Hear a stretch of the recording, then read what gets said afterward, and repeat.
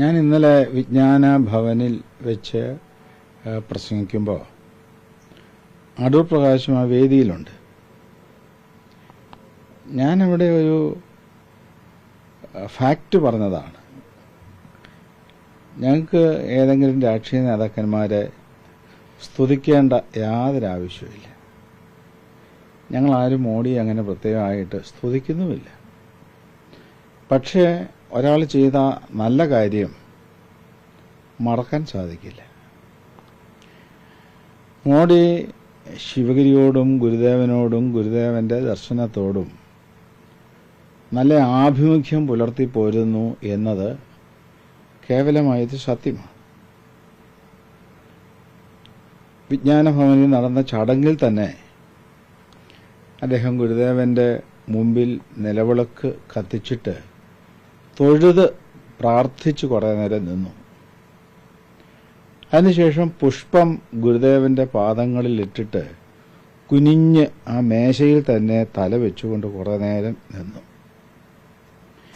ഇപ്രകാരം ഭക്തിയോടുകൂടി പ്രണമിക്കുന്ന എത്ര നേതാക്കന്മാരെ നമുക്ക് കാണാൻ സാധിക്കും.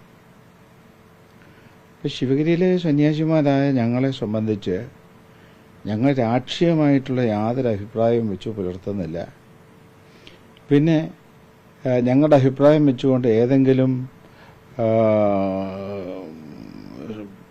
ഏതെങ്കിലും ഒരു വിഭാഗം അല്ലെങ്കിൽ ഈ ഈഴവ വിഭാഗം അങ്ങനൊരു തീരുമാനം കൈക്കൊള്ളണമെന്നൊന്നും അവിടെ അഭിപ്രായപ്പെട്ടിട്ടില്ല.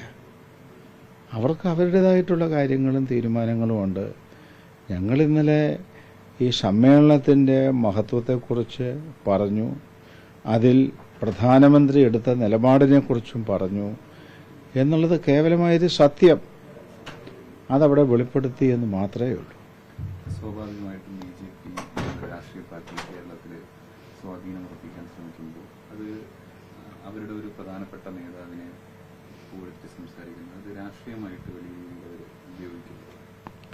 ഞങ്ങൾ പുകഴ്ത്തി സംസാരിച്ചതല്ലല്ലോ.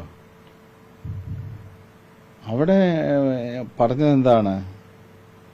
ശിവഗിരിയിലെ ഈ ക്ഷണം സ്വീകരിച്ച് യാതൊരു രാഷ്ട്രീയ നേതാക്കന്മാരുടെയോ മന്ത്രിമാരുടെയോ പാർട്ടിയുടെയോ ഒന്നും സഹായം കൂടാതെ ശിവഗിരി